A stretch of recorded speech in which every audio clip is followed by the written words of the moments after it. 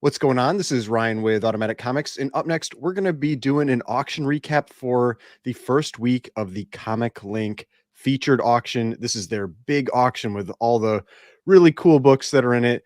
Lots of great stuff to talk about. Let's check these out.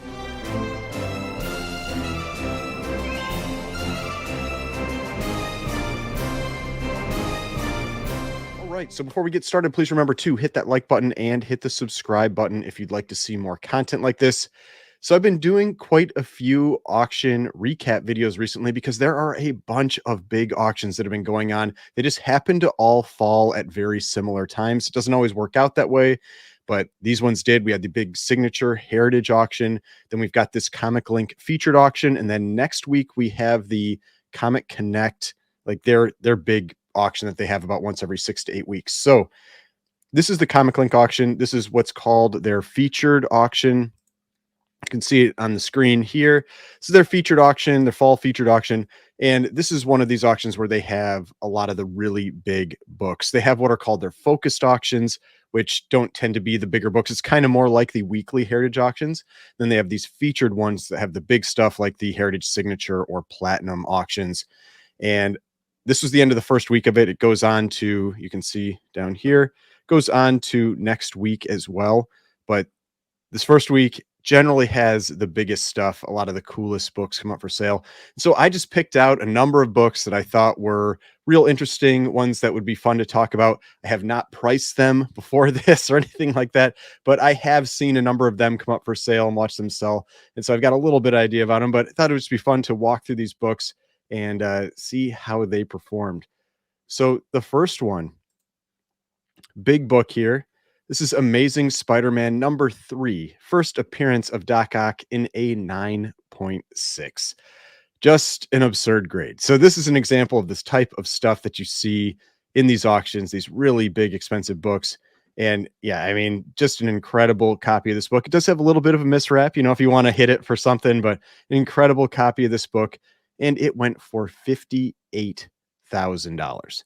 So let's take a look at what an Amazing Spider-Man number 3 and a 9.6, how this $58,000 sale performed compared to, historical sales. So 9.6. And one thing to note is that this is Comic Link. And so Comic Link sales don't get pulled into GPA. So I know some people have asked why. I don't work for Comic Link. I don't know.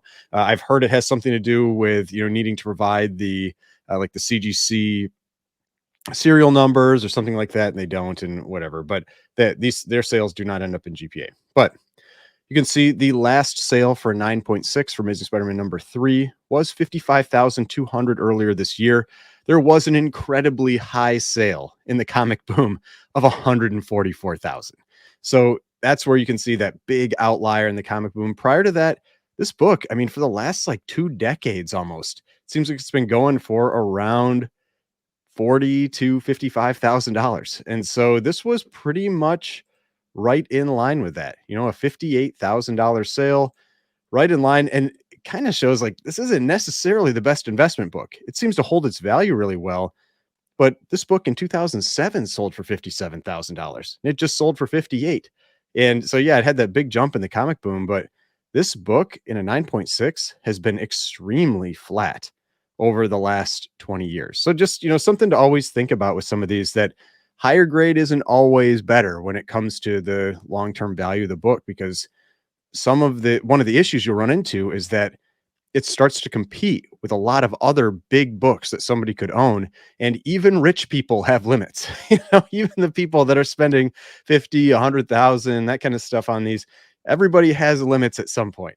And unless, you've got like multiple billions, and then comics, you're probably not going to run into your limit. But generally, everyone that's bidding in these auctions has some type of limit, and you do start to have competing priorities when you hit these types of values. Just something interesting to think about. All right, next one. This one I made that prior video about, and we can see what it actually sold for. This is just that cover only for Detective Comics number 27. And the reason it's a green label is that it's actually the front cover and the back cover are both from different copies of Detective Comics 27. And I had commented on that prior video that I thought this book would sell for around $200,000. My justification was that if this was combined with a coverless copy, if you then had these the front and back cover leaf casted reattached to that coverless copy, you might get somewhere, I think, around like a 3.0, maybe you do even a little better, of a conserved copy. And I felt like that could probably sell for 300 to 350,000. So I felt like this cover alone could go for about 200,000, went for $221,777. So that was a big sale, an impressive sale, but not a shocking sale. I mean, this really is around what I thought this book would go for. Now, next one, another great, amazing Spider-Man book, a book that has gone up significantly during the comic boom and has come back down quite a bit, but is still very elevated compared to where it was prior to those comic boom prices. This is Amazing Spider-Man number 129 in a 9.8, a white pages copy.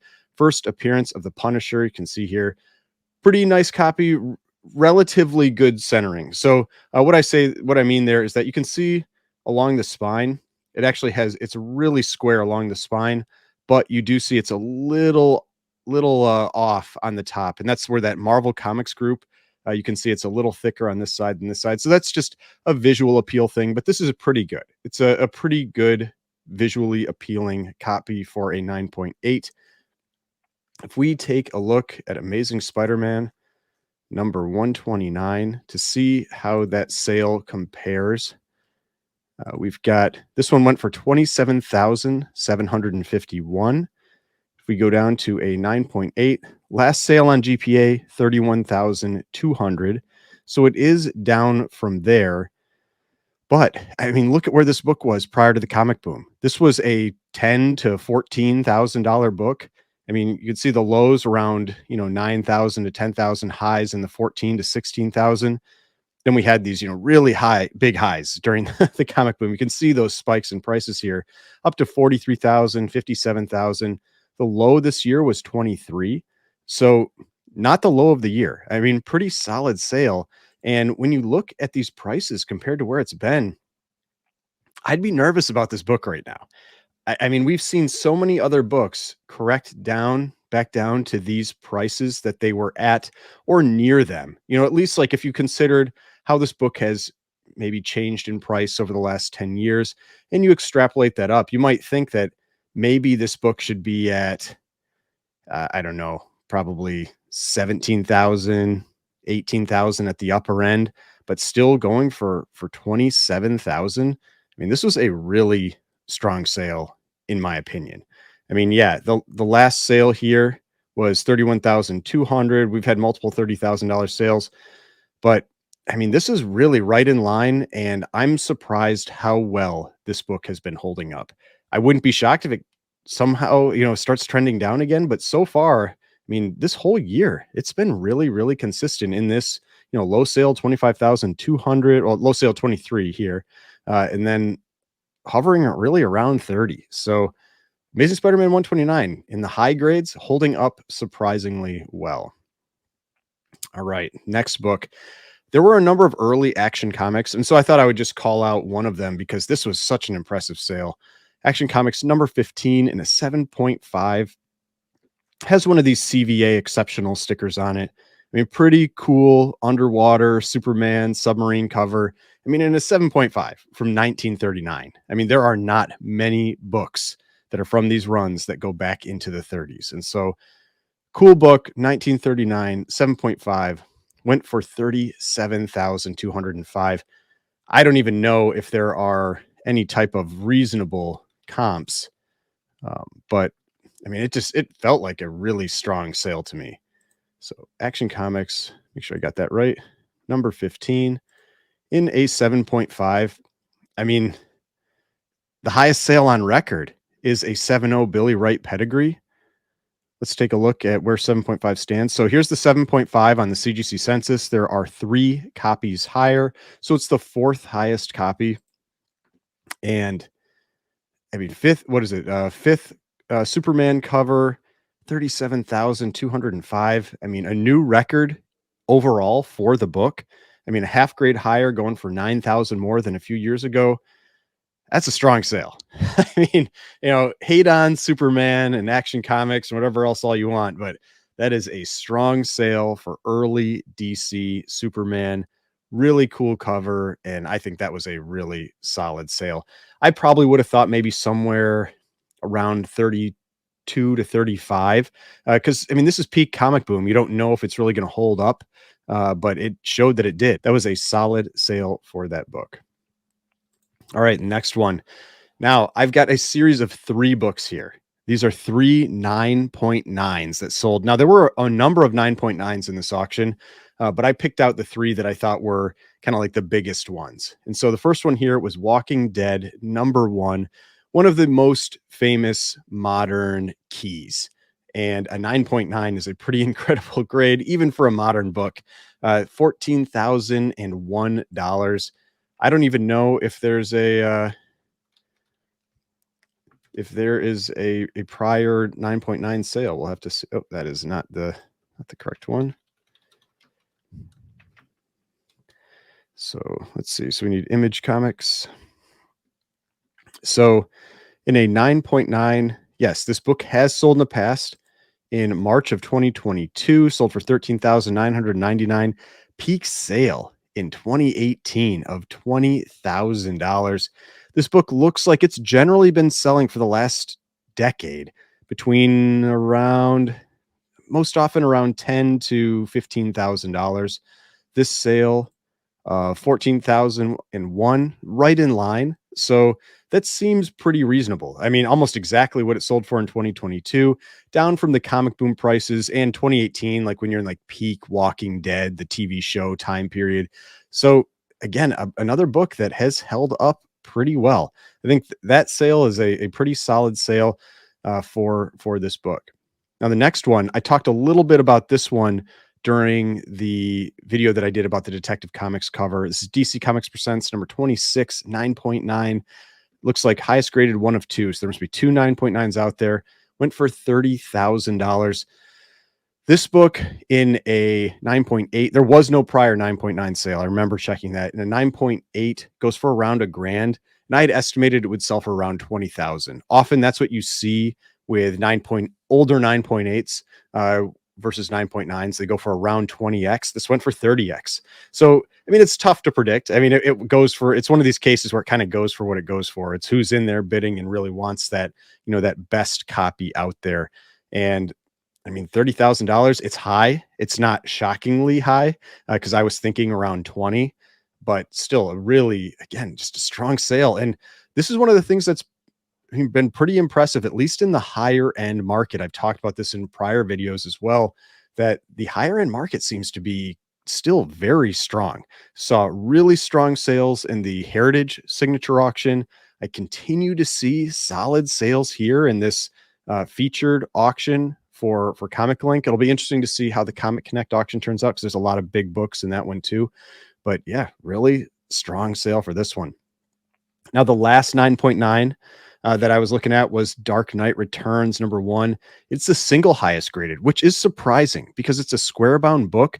Often with square bounds, you're more likely to get 9.9s. So you would think maybe there would be a few more 9.9s, even a 10 out there for this book, but there just aren't.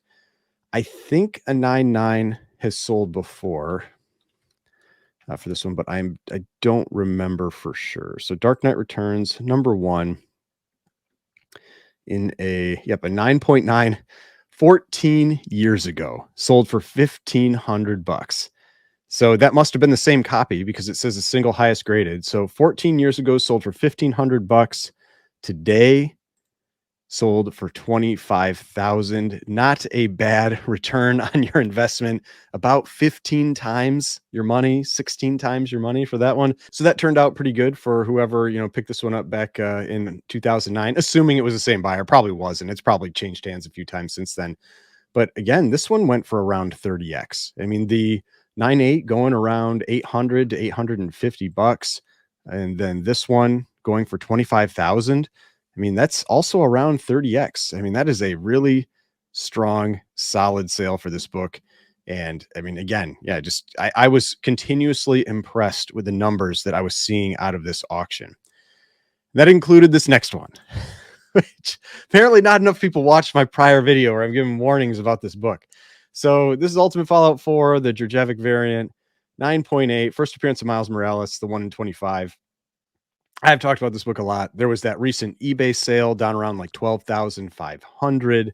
And yes, I know that eBay auction sales tend to go a little bit lower, but to me, that's just a continued, you know, signal on where this book is going. And then to like come out right after that and spend 17,000 on a copy. I mean, it just seems crazy to me. Like we see where this book is going. We see the trends down for this book. And the other thing is, like I said, Comiclink sales don't get pulled into GPA. So you know what's going to be in GPA? The Ultimate Fallout 4 that went for 12,500, and the one that's not going to be in there is this one for 17,000. So I mean, it's just, to me, it's so risky to make that type of purchase on this book that just feels like a falling knife right now.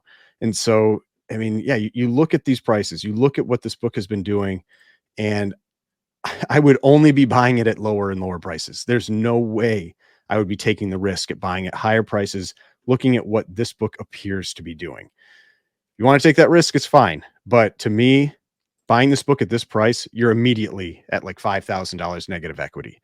I mean, it's just not a risk that I would want to personally take.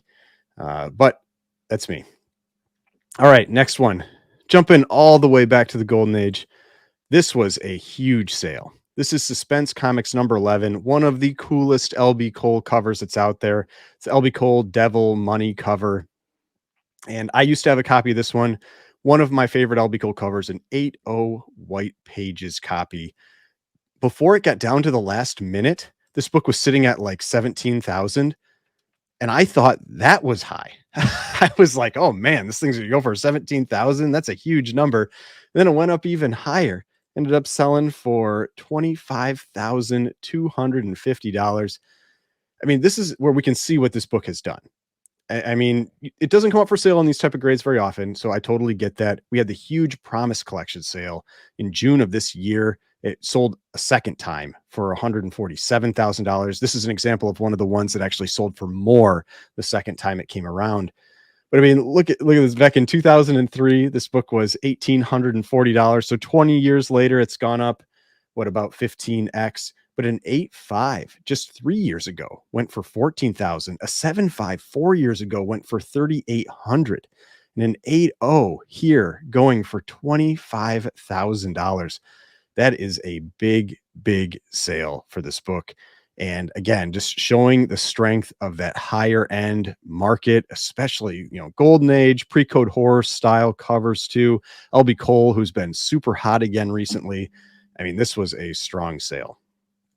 Speaking of strong Golden Age sales with really popular cover artists, the next one was Phantom Lady 17, one of the most famous covers of all time from the Golden Age. Classic Matt Baker cover, even though there is some controversy. Some people think it was maybe done by, you know, a mix of artists, that kind of thing. But classic Matt Baker cover, definitely the most expensive cover from the run. One of my keeper. I have a 2.5 that's a keeper book for me. I think I even bid on this copy just to see if maybe I could get an upgrade. But this was a solid sale. So we had Phantom Lady 17. I think it either hit a record or got really close to its prior record in grade. So a 3.0. Yeah, so the prior record in grade was $16,800.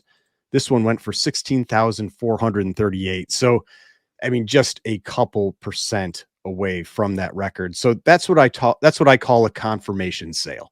You know, if you had any question about this $16,800 sale for a 3.0, that question is completely taken away with this sale. Now, we've had plenty of other big sales and other grades for this book. I mean, a 7.0 for 57,000, a 5.0 for 30,000, a 1.0 for 8,000. I mean, all this kind of stuff. I mean, it's an expensive book, but this is just another example of a great confirmation sale for this one, and a solid presenting 3.0. I mean, you can definitely see, you know, the flaws and that kind of stuff on it, but this was a solid presenting 3.0, which is why I was also interested in, you know, in bidding on this copy. But I did not win this book. That is not my winning bid. It would be green if I had won this book. All right. Next one. This is Marvel Mystery Comics number 4, a 3-0. This is the first Submariner cover, also the first Nazi flag cover, classic World War II cover done by Alex Schomburg. And I mean, this is a book you do not see come up for sale very often. So here, if we go down to a 3.5, sold for 48,000 last year, a 4.0 went for 44,000, a 1.5 went for 12,000. So a 3.0 going for 32,000. That feels pretty much right in line. Maybe a little bit of the CBCS discount on this one, but this is the type of book where you really shouldn't get any type of discount. I mean, it's a super rare golden age book as long as you agree with the grade. And this one, the only thing that's on here is that there's two pieces of tape on the cover, or one piece of tape on the cover, two pieces of tape on interior cover, and two pieces of tape on the centerfold. Those seem like completely reasonable notations to have a 3.0. So I wouldn't be surprised if this held a 3.0 if somebody wanted to, move this over to a CGC slab if they wanted to get it regraded. It's going to be expensive regrade. I mean, it's going to be a walkthrough, 4% of value. It's going to probably cost you $1,000 to $1,500 just to get this book regraded as a CGC. So that's up to you if you want to do that. But I probably would have put this book around, based on these sales, probably around like 35. And so maybe a little bit on the light side, but like I said, maybe a little bit of that CBCS discount, and somebody's accounting for the fact that they got to pay, a grand or 1,500 to get it regraded if they want. But still, I felt like that was a pretty solid sale for a 3.0 CBCS of Marvel Mystery number 4, and just not a book you see come up for sale very often. All right, so the next one we're going to talk about, I just thought this was a pretty interesting book. You don't see these come up for sale very often. This was Gobbledygook number 2, the proof copy. What this is, if you're not familiar with this, as you can see here, printed simultaneously with Gobbledygook 1, and estimated that only 50 of each of these 2 issues were ever printed. They were produced by Eastman and Laird on a photocopier. So apparently, like, I've never held one in hand, but they're basically, it's just like they're on like photocopier, like printer paper, and but basically what they are is they are the first time that someone had on the cover the Teenage Mutant Ninja Turtles. So they're on the back cover. They're on the back cover of issue 1 and the back cover of issue 2. See them on here. This is why this is just in so much demand, especially for TMNT collectors. Now, this was actually, I felt like a kind of like a low sale. I felt like this was a pretty weak sale, at least based on prior sales. You can see this same copy, because I believe they've said there's only one proof copy. The same copy sold in December of 2022, about a year ago, for $14,055. Now, we have seen all the other TMNT stuff drop, the first print issue 1, first print issue 2, all that kind of thing. Raphael number 1, they've all dropped. But if anything was going to hold its value pretty well, you would think it would be this, just because there's so few of them out there. But this one also seems to have, it's dropped by over a third. And so that went down to, let's see. So we had that go down to 8,600, that prior sale at 14,055. I mean, that's a pretty substantial drop. I mean, it was probably a good buy. It's not like this is a common book. Yeah, I should have bid a little more on this one. You can see I have this, like, you've been outbid on this item. I think I bid on it as a placeholder. I don't remember if I bid on this one when it was coming up to the end. But yeah, this one went low, in my opinion. I think this was, with all the other books that I've talked about that I felt like had, really strong, solid sales, this one does feel like it went low based on, this this proof copy sale from about a year ago and other similar sales that we've seen. Just, yeah, seems like it's on the low side. Now, next one, we've got Giant Size X-Men number 1 in a 9.8. This is a really nice looking copy too. You will see a lot of variability in the brightness of this cover, especially you notice it on the Giant Size X-Men red. You can get kind of like where it gets more of an orange color, and then you get other ones that are really bright like this copy. Now, I always mention this when you're talking about Giant Size X-Men 1, you always want to check that right edge.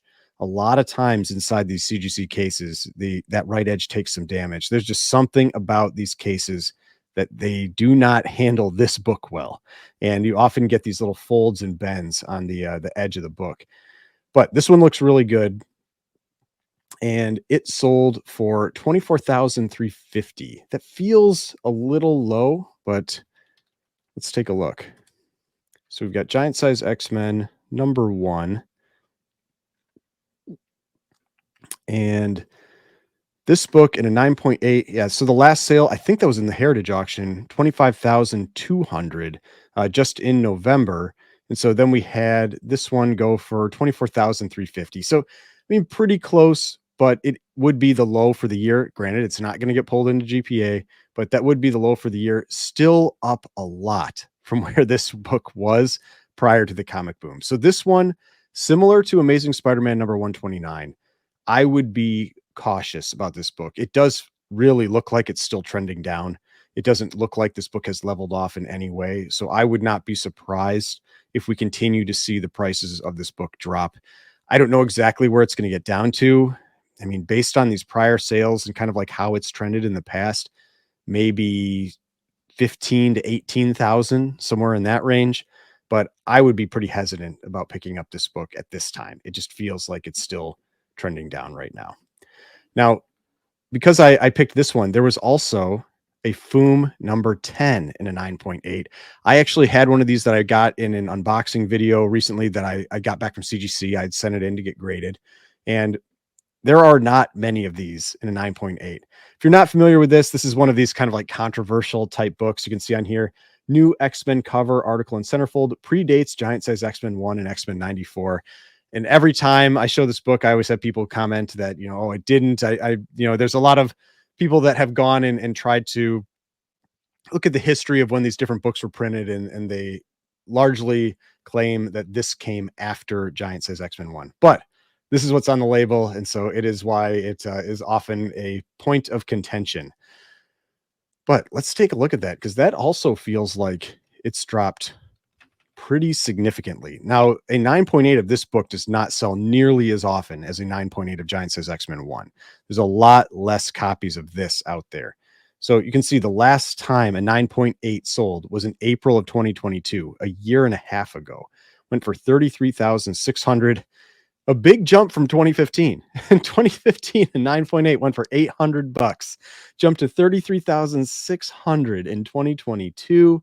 And then we have it now here at 17,250. So even though it's down about half from there, it's still up significantly. I mean, this is still a very, very expensive book, strong book. And so, yeah, it's dropped a lot. It's been cut about in half. We see that with a lot of the books from the comic boom with, what they did during that time period. But this is still an in-demand book. People that want this book, X-Men collectors want this book. And there's a lot less of them out there than Giant Size X-Men 1, especially in grade like this. So it looked like it said that there's only 8. So it's tied for the highest graded. There are only 8 copies in a 9.8. Whereas in Giant Size X-Men 1, I think there's well over 100. We could take a look. Let's see. So Giant Size X-Men 1, there might be like 300. I don't remember exactly. Let's see here. So if we go to the CGC census, there's 233 of Giant Size X-Men 1 in a 9.8. If you had the signature series, 243. So quite a few more, like 30 times more than you have of Foom #10. But there's a lot more. There's obviously a lot more demand for Giant Size X-Men 1 as well. All right, next one. One of my favorite covers from the Golden Age, Captain America Comics #3, Alex Schomburg cover, first work in Timely by Stan Lee. Amazing Red Skull cover. You've got this like cannon that they're going to be shooting this woman out of. There's tons of stuff going on this cover. Classic Alex Schomburg cover that's got a lot going on. Really cool depiction of Captain America. You've got Bucky in trouble on the cover of this one. But this is a 4.0 that went for $35,310. This is a book that keeps getting more and more expensive. It's definitely one of those that I regret a little bit not trying to go after this one a few years ago. I had the opportunity to go after a low grade and I passed on it. And this book just keeps getting pricier and pricier. But let's see, we've got the $35,310. We had a 4.5 in 2022 that went for 38,400. We had the 4.0 2 years ago, went for 27,600.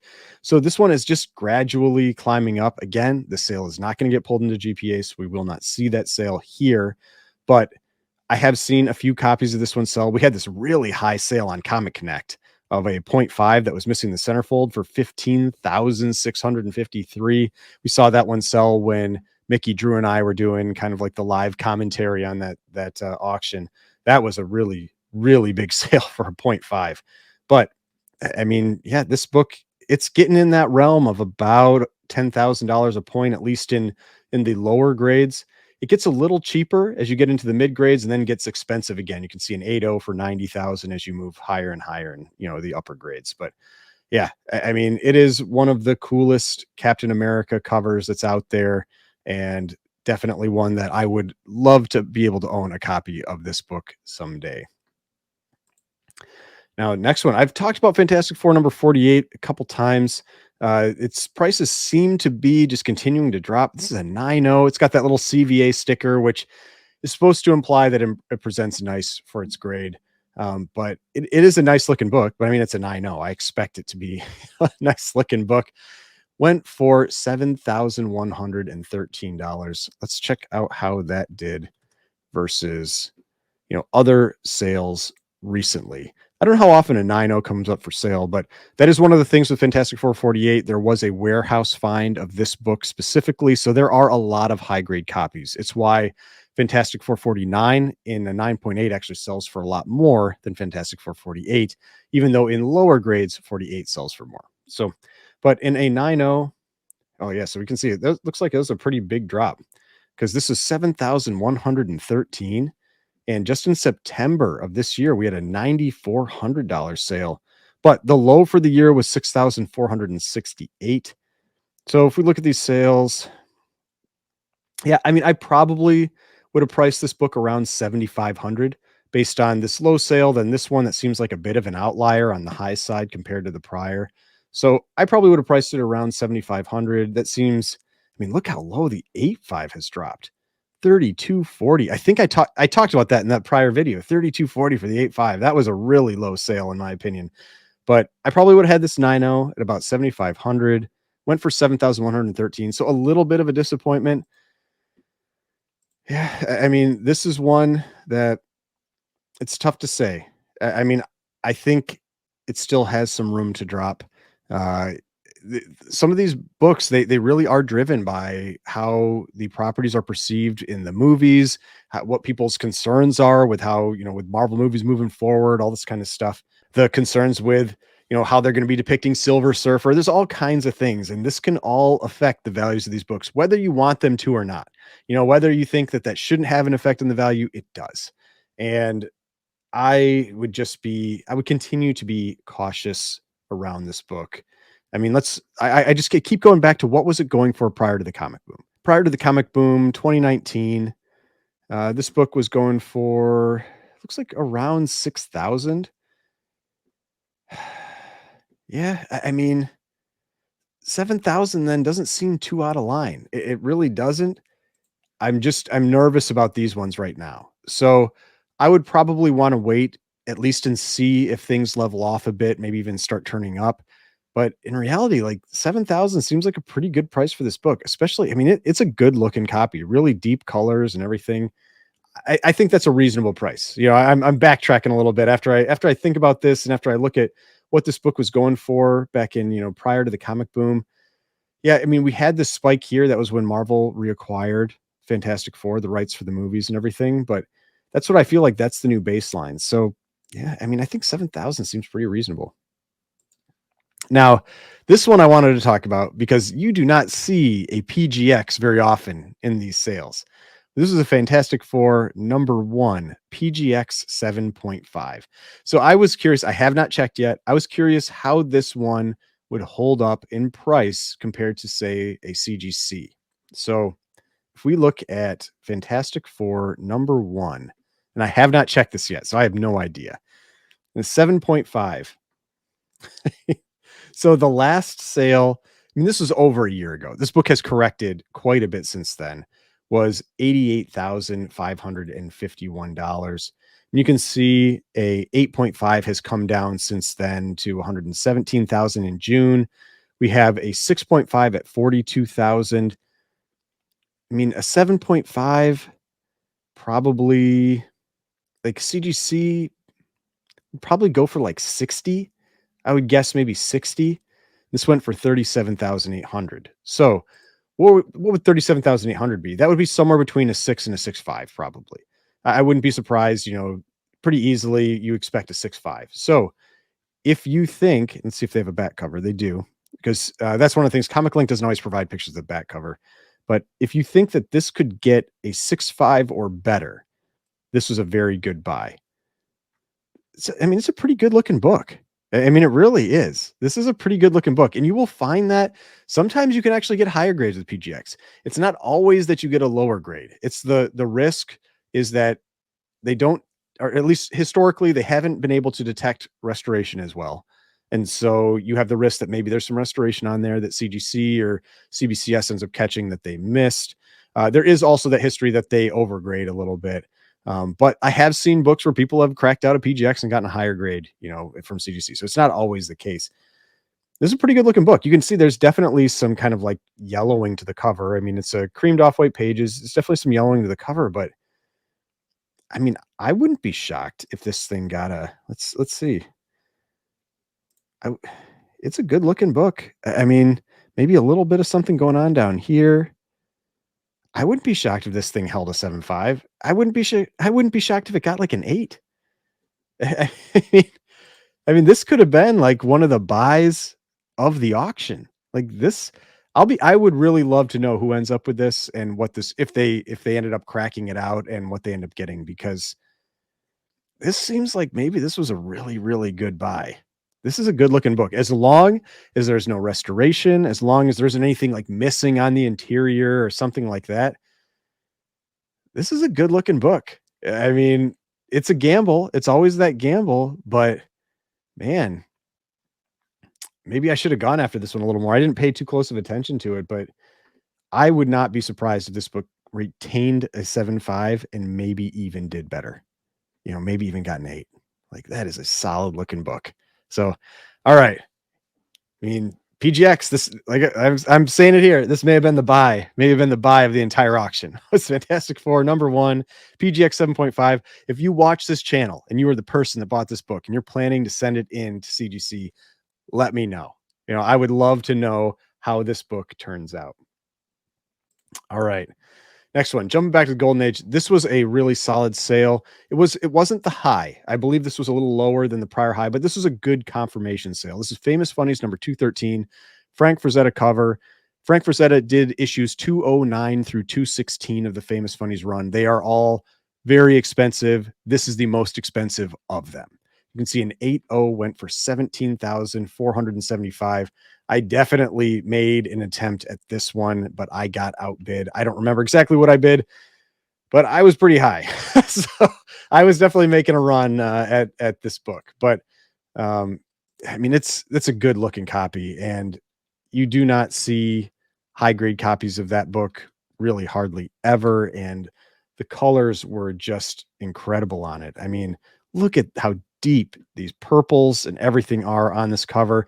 This is a great cover. My favorite issue is 214, the Red Planet cover, but this is probably it's tough. I really like 210, the underwater cover, the kind of the blue underwater cover. This is probably number 2 or 3 for me if I really think about it. And an 8.0 is an incredible, incredible copy of this book. And so let's take a look at Famous Funnies number 213, 1954. In an 8.0. Yeah. So its last sale in January of this year was 19,200, had a high sale of 20,060. So, I mean, all these sales, yeah, it's trending down a little bit, but they're more or less confirming this elevated price, at least well above what it used to go for. I mean, 6,000 in 2018, 875 in 2008. I mean, it probably spiked a little too hard at first and it's correcting a little bit, but still very strong sales for this book. And I just think this is just an incredible copy. This really is an incredible copy. I don't know what the highest grade is. I mean, there's only 190, 385s, and 880s. Quite a few 8.0s up there. I wonder if a bunch of them are resub attempts. You never know for sure.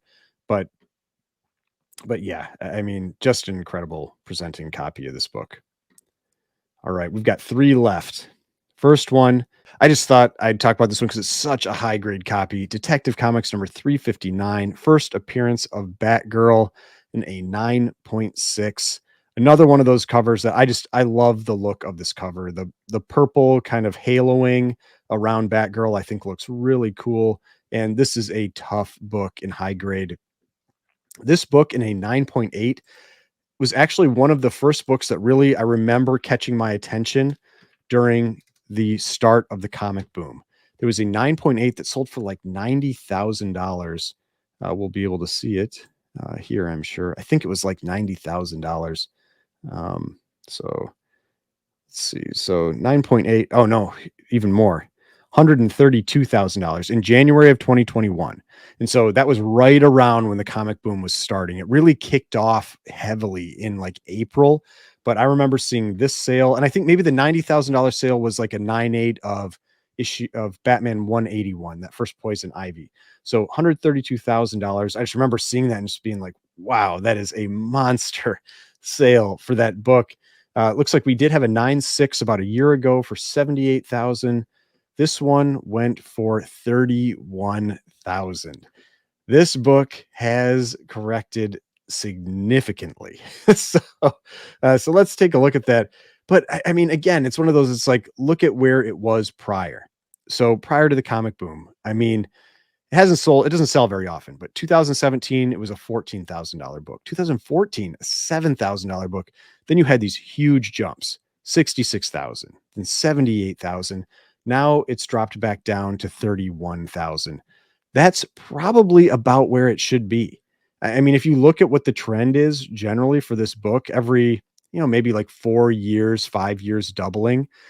I mean, doubling from here would be 28,000, then add a little bit more since it's been 6 years and being at 31,000. This is probably right around where this book should be.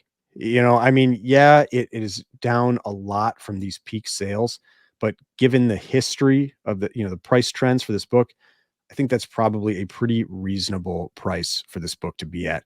And I kind of like it when these books do the big correction all at once, because otherwise you get, I've talked about this with some other people, you get these like slow bleeds like we have with Ultimate Fallout 4, where it sells for like $1,000 less every time it comes up for sale. And it just keeps doing it over and over and over again. And that's why I really was like, oh, great. We had that $12,000 sale, a big chunk off of it at once. And then somebody pays 17,000 again for it. But I won't rag on that anymore. All right. Next one. This was a pretty cool book. I can't remember. I did a placeholder bid on this one. I don't think I really made an attempt at it because that's one of the tricky parts with Comiclink. They don't have a watch list. You like Heritage and Comic Connect and like Hakes and all of those. They have watch lists where you can add. I think Hakes does. You can add books to a watch list. Comiclink does not. And so if you want to make your own watch list, and so like make your own watch list, you have to bid on the book. So you just have to make sure you check out the auction early. And so when you're bidding on, like 100 things or 150, because I watch a lot of books. If you're bidding on like 100 or 150 things, you do not want to end up accidentally winning 150 books. You're going to have a bad day. And so you want to bid early so that somebody else can bid over you so that, you're just using it as a placeholder for your watch list. But Captain America #1, this is an interesting one. It's a 0.5. It is a married cover. It's the wrong back cover, and most of the front cover is missing. So, I mean, you paid for, we'll take a closer look at it. So you can see here, the top third of the cover is missing. So it was like a remainder copy. So the top third here is a reprinted piece that's like glued back onto the cover. Then this section down here where Bucky is also missing. That's also been replaced. It is signed by Jack Kirby, and it was a confirmed signature, which is pretty cool. But basically, the only part, and here we go, and the back cover is the wrong back cover. So they say it's not, not a back cover from Captain America #1. So basically, you paid for the interior, the complete interior, and then a section of the cover, like this. So like about a little less than 2/3 of the cover. And a complete interior, I believe, sold pretty recently for like $14,000, like a coverless copy. So Captain America #1. And so this is one of those things where it brings up that interesting question about like how much is a cover worth? And in this case, because it's the wrong back cover, it's actually missing a lot of the front cover. It's not like that Detective Comics number 27, where that was a complete cover and would actually, would allow somebody to rebuild a complete book. And so here we've got let's see, let me find a coverless copy. There was a coverless that sold for 9,000. Oh, here's another one. Coverless with also centerfold and page one missing went for 14,400 this year.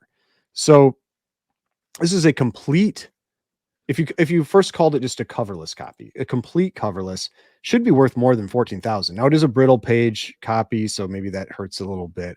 But let's pretend it's like 16, maybe even 18,000, 20,000 for the interior. And then you just like, what is this worth? What's this little section of the cover worth? Because that's really what you're paying for. The back cover to me has no value because it's the wrong back cover. So you just paid for this little section, and it seems like that was worth to someone $31,000. The note here says verified signature Jack Kirby, wrong back cover, married and attached with moderate amount of tape on interior. Top 1/3 and large piece of front cover are color copies attached to front cover with glue and tape on interior cover. So, I mean, there's a lot going on in this one. Definitely a tough thing to price, but to have a Captain America Comics #1 that actually presents like one, even though this is, the top third isn't real, for 31,000, I mean, that doesn't seem unreasonable. I mean, that really doesn't seem like it's like completely unreasonable when you look at what this book cost. I mean, a 1.0, 71,000, a 2.0, 114,000, a point 0.5 incomplete went for 40,000 3 years ago. So I think this is a pretty decent buy.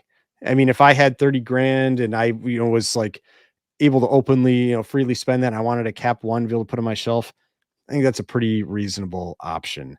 And, from a distance, are you really going to know that that's that color copy? I mean, when you're like 10 feet away, you're going to be able to tell? Maybe, but probably not. You put up on your shelf, put some lights around it, that kind of thing, and it's going to look pretty awesome. And you still have all the interior where it has that first appearance and all that. So yeah, I think that was a good buy. I don't think it was overpaid. I don't think it was underpaid. I think it was a pretty, spot on with about what that book's probably worth. All right, now last one. Just wanted to end with this crazy book, Amazing Spider-Man number 14 and a 9.6. So we started with Amazing Spider-Man number 3 and a 9.6, first appearance of Doc Ock. We are ending with Amazing Spider-Man number 14 and 9.6, first appearance of the Green Goblin. Again, another just incredible copy. I mean, really bright colors. I mean, this is a good looking 9.6, soft white to white pages, but really good looking copy of this book. Let's check out what a 9.6 goes for. So Amazing Spider-Man number 14 in a 9.6. And let's see here. So last sale, 48,000 in September of 2021. Let's see. Is that the most recent one? That is the most recent. We had a 9.4 go for 25,230. This one went for 36,000. So how does that hold up? So down quite a bit from the comic boom, but everything's down from the comic boom. That's why it's called the comic boom. But if you look at prior to that, I mean, this was a $21,000 to $25,000 book. This one went for 36,000. That's a strong sale. I mean, when you look at that book, how it has held up compared to its historical prices, 36,000 is a really strong sale for that book. I mean, you can see that it had even its actual high sale was back in 2009, 53,195. I wonder if there's there's no record of it. We can't actually see that one. But the high sale for this was 53,195. I wonder if that point, maybe there were no 9.8s. Maybe that was the highest graded copy at that point, and then the 9.8s came out. But yeah, I mean, it wasn't a record, but 36,000 based on where this book was prior to the comic boom, and now that feels strong. Like that's a high sale. That's a big sale for this book. So again, just a lot of this has just continued to cement what I've been saying about these high grade expensive comics. That market is not the same as the lower end market or the mid-tier market. The high-end market is really strong and people are still spending a lot of money to buy these books. So, hope you enjoyed this video. Saw some cool stuff. I know, again, this one was a long video, but a lot of really cool books to talk about. There's tons more. The reason you have to do this pretty quick with Comiclink is they remove their sales from visibility very quickly. It becomes very hard to go through and look at what books have sold and actually, share those and talk about those. So you have to make sure you do it pretty quick. So I wanted to make sure to talk about these as quick as I could. Hope you enjoyed this video. If you'd like to see more videos like this, please hit that like button, subscribe button, notification bell, all that kind of stuff. If you'd like to watch more of my videos, I got more videos over here. I've got the subscription button right here, and I will see you in the next video.